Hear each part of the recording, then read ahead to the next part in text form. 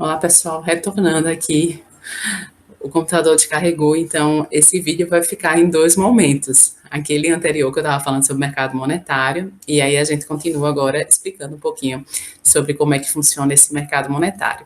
Como eu tinha falado, né, no vídeo anterior, então, são operações de curto e curtíssimo prazo, que é utilizado pelo governo federal para as políticas monetárias. Então, o mercado monetário ele é a vertente do mercado financeiro voltada à negociação de ativos financeiros de curto prazo, visando principalmente a liquidez monetária, né? Dentre esses ativos estão títulos do tesouro, papéis comerciais e certificados de depósito, né? Que são justamente utilizados para tentar ampliar a liquidez e aí ter mais disponibilidade de recursos financeiros disponíveis na economia, né, circulando para poder movimentar as atividades.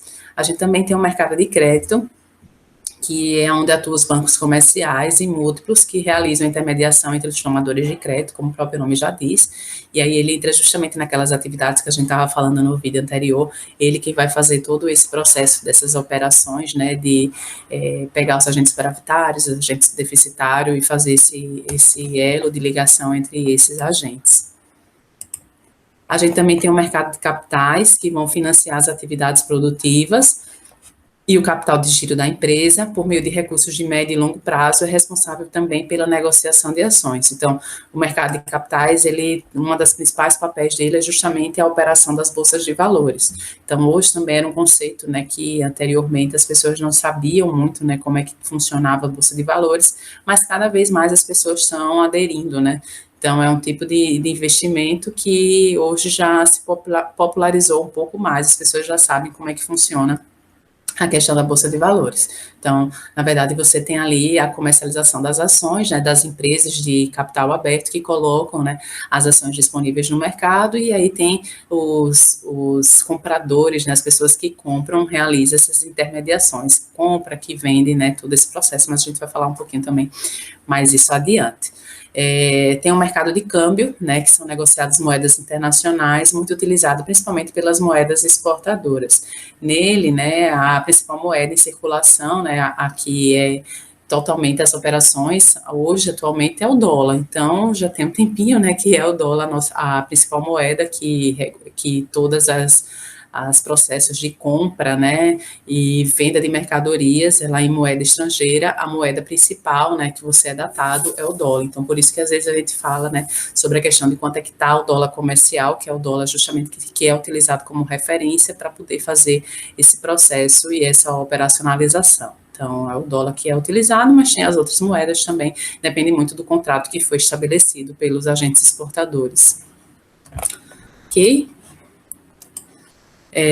Saindo, né, dentro desse processo ainda, só para vocês entenderem, a gente estava falando do mercado financeiro, falamos dos agentes, né, que trabalham, que estão dentro do mercado financeiro, e entramos um pouquinho, né, falando sobre os mercados em si. E aí a gente falou que existe alguns tipos de mercado, mercado monetário, mercado de capitais, mercado de crédito e o mercado cambial, que fazem parte, né? Então a gente também não só fala de mercado, mas como a gente fala também de políticas, porque existe, né, o governo ele pode se utilizar desses mercados para estabelecer políticas específicas para estímulo da economia, para retração da economia, para poder resolver uma série de problemas, né, que podem estar o país, né, naquele momento passando, e eles têm disponível, né, para ele todos esses tipos de processo.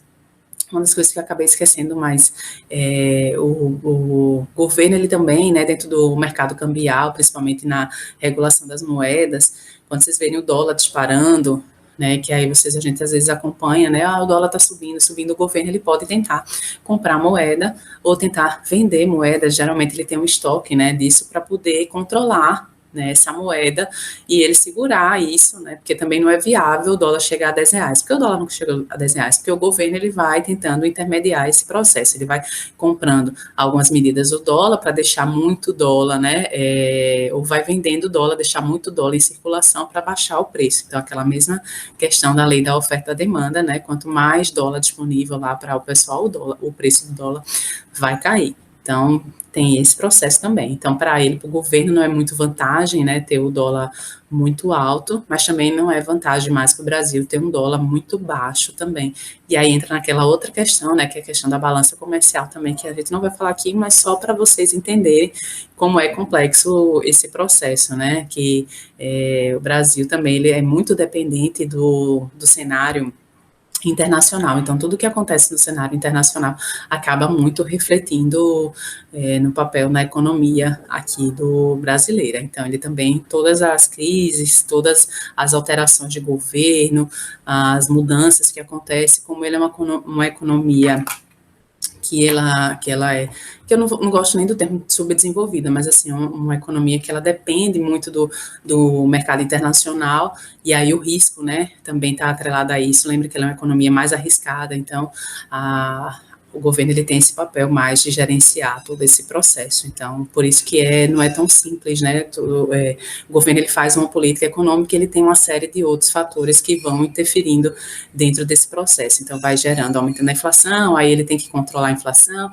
vai diminuindo o poder aquisitivo da população, ele tem que controlar isso aí também. Então, não é tão simples, mas não é o foco da gente falar sobre isso, é só para vocês entenderem mesmo que quando a gente está trabalhando dentro da organização, e aí eu falei lá na primeira aula de vocês, esse contexto, né, esse mercado financeiro no qual a organização está inserida, vai depender muito, né, e vai influenciar muito a dinâmica dessa empresa. Então, como é que as políticas que estão sendo adotadas, como é que o governo está interagindo com esses atores financeiros, em termos de imposto, em termos de emissão de moeda, em termos de poder aquisitivo da população. Então, tudo isso vai repercutir e vai influenciar também aquela empresa. Então, por isso que o administrador financeiro ele tem que ficar atento a todas essas operações, todos esses acontecimentos. Aqui hoje, realmente, a nossa aula é só para dar um preâmbulo, né, para vocês dessa complexidade. Então, não é um processo simples, que o administrador financeiro, às vezes é mais simples ele controlar aquela organização em termos de dados contábeis, né, dentro do que ele pode gerenciar e ficar atento, né, a essas movimentações que acontecem externa à organização para ele tentar reduzir esse risco. Lembrando que risco ele não consegue eliminar, ele vai tentar minimizar os riscos que podem estar repercutindo dentro da organização, ok? E aí, fechando, mudando um pouquinho, né, de falar sobre isso, quando a gente fala, né, que a empresa, a organização, ela tem recursos excedentes, ela pode fazer uma série de investimentos. Então, ela pode deixar recursos, a gente até discute qual é o saldo ideal que a empresa deve se manter em caixa. Então, é muito difícil, isso é uma questão, né, que vale R$ 1 milhão, a gente brinca, porque depende muito do setor no qual a empresa está inserido, qual é o tipo de comportamento daquele administrador, se ele é uma pessoa propensa ao risco, se ele é uma pessoa avessa ao risco. Então, tem uma série de fatores também que vai determinar qual é o saldo ideal da empresa manter em caixa. Mas caso tenha recurso financeiro para pagar suas contas, honrar suas obrigações e ainda dê para realizar investimentos, a gente vai falar de uma série de investimentos que a empresa pode estar trabalhando. Não só a empresa, né, como pessoa física também, tá? Começando a falar um pouquinho sobre aplicações de renda fixa, né? A mais popular no Brasil é a caderneta de poupança, e aí entra naquele conceito que a gente já falou, questão de risco e retorno. Poupança, ele é mais seguro, né? Tem uma alta liquidez também, a pessoa, quando quiser, pode sacar aquele recurso financeiro a qualquer momento. Entretanto, como ele é mais seguro, o risco é mais baixo, o retorno também é mais baixo. Quanto mais arriscado for aquele investimento, maior vai ter que ser a remuneração daquele investimento para as pessoas assumirem aquele risco. Então, tem que ser uma remuneração muito alta para poder você assumir aquele risco. Vou só dar um exemplo simples, né? Se eu chegasse hoje, você estivesse lá no circo e estivesse lá perguntando, olha, pessoal, tem aqui um leão, né? Quem é que vai querer entrar na jaula do leão? Então, muito provavelmente ninguém ia ser maluco de querer entrar naquela jaula do leão, assumindo que os investidores são racionais, ou seja, são levados pela razão e não pela emoção de estar ali entrando naquela jaula do leão. Mas assumindo a racionalidade desses agentes, a pessoa em sã consciência não ia querer entrar na jaula do leão. Mas poderia ser que se o circo chegasse lá e começasse a dizer, olha, eu estou pagando uma remuneração de R$ 1 milhão para quem entrar aqui rapidamente na jaula do leão, o leão dormindo. Será que alguém vai? Aí, muito provavelmente, alguma pessoa pode dizer, rapaz, vou correr esse risco, estou cheio de dívida, o leão está dormindo, pode ser que eu vá. Então, a depender da remuneração, os agentes começam a aceitar e assumir o risco. E teria pessoas que iam dizer, não, nem por não sei quantos milhões eu não entro na jaula do leão. Por quê? Porque os agentes eles pensam diferente. Tem pessoas que são propensas, tem pessoas que são avessas, e a gente vai falar isso mais na frente, tá? Mas só para vocês entenderem como é que funciona isso. Então, caderneta de poupança mais seguro, retorno mais baixo. Né? E nos últimos anos, inclusive, quem investiu na caderneta de poupança, a inflação, como foi mais alta do que a taxa de juros que paga pela caderneta de poupança, perdeu dinheiro, né? Então, também é uma das coisas que acontece. Só para vocês terem ideia, né, o que é que fala quando eu falo que perdeu dinheiro, o que é que significa, é que o que você compraria com aquele dinheiro que você deixou lá, como o preço aumentou por causa da inflação, você não compra mais a mesma cesta de itens no futuro. Então, é isso que fala quando você fala, quando eu mencionei perder dinheiro, né? Porque a taxa de juros, a remuneração por aquele dinheiro que você deixou investido, com a inflação, tudo aumentou, você não compra mais a mesma quantidade de itens, os mesmos itens que você compraria anteriormente, tá? Também tem os certificados de depósito bancário, os recibos de depósito bancário, a gente nem coloquei aqui, mas também tem a letras de crédito, né, imobiliário, do agronegócio, então são vários outros tipos de aplicação de renda fixa, mas um dos conceitos que vocês têm que ficar claro é que tem duas formas, né, de você estar investindo nesse sentido, que é os pré-fixados e os pós-fixados. O pré-fixado, que é que não, nada mais é de ter estabelecido uma taxa de juros, né, já conhecida, e você, né, ou você que está investindo, vai saber exatamente quanto você vai receber no final daquele dinheiro, naquele período que você vai deixar aquele seu dinheiro lá parado. Então, você vai colocar isso naqueles agentes intermediários, o seu recurso financeiro, vai ter um tempo, né, que aquele recurso financeiro não vai poder ser mexido, e quem for investir num valor pré-fixado vai saber exatamente quanto é que vai ser o valor daquele recurso financeiro no final daquele período. Vamos supor, você deixou aquele dinheiro lá, vai deixar parado por um ano. Então, no final do ano, você vai saber exatamente quanto é que você vai receber sobre aquele investimento. Já no pós-fixado, você não sabe o valor exato. O que é que vai acontecer? No ato, né, que você vai chegar lá e vai contrair, né, vai realizar aquele investimento, você é alocado um tipo de indexador. Então, é uma taxa, né, que vai ser remunerada, que ela vai variar. Então, vai ter uma taxa hoje, uma taxa amanhã, você vai tendo remuneração por esse investimento que você está realizando, mas você não sabe o valor no final daquele período. Então, ele é um pós-fixado, você só sabe qual é a taxa, mas você não sabe quanto é que vai variar aquela taxa. No final do período é que você vai saber.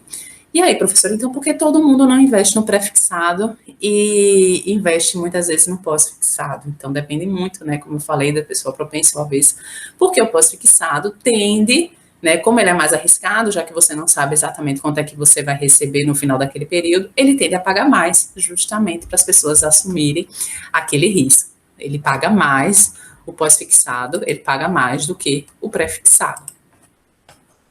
Também tem os títulos públicos, né? Os títulos públicos, ele ganhou muita notoriedade nos últimos anos.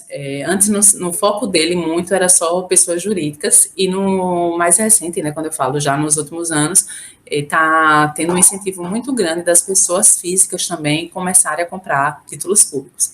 Então, eu lembro que até foi divulgado, antes parecia algumas dicas, né, na Globo, de quais eram os tipos de investimento que deveriam ser escolhidos, aí apareciam as opções lá, e uma das opções era justamente os títulos públicos, porque ele é considerado uma aplicação de renda fixa, ele é seguro, né, porque as pessoas sabem, né, como ele é ligado ao governo, sabem exatamente, né, que vão receber, então ele dá essa segurança também, então é um tipo de investimento que pode ser colocado. Ele é feito também da mesma jeito, ele tem pré-fixado e ele também pode ser pós-fixado. Então, os títulos geralmente são negociados com deságio sobre o valor de face, né? Eles recebem e pagam um pouco menos sobre o valor que o título vale, né? Então, o deságio é isso.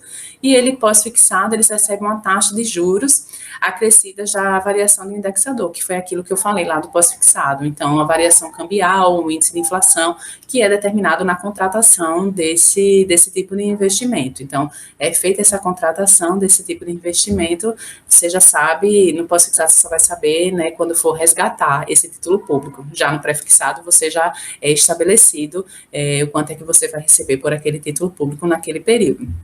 Só lembrando que o que é título público, né, que é aqueles emitidos pelo governo a fim de financiar a dívida pública, que eu já tinha mencionado anteriormente. E para controlar a liquidez do sistema financeiro nacional, política monetária, esses títulos, eles podem ter essa dupla forma de remuneração.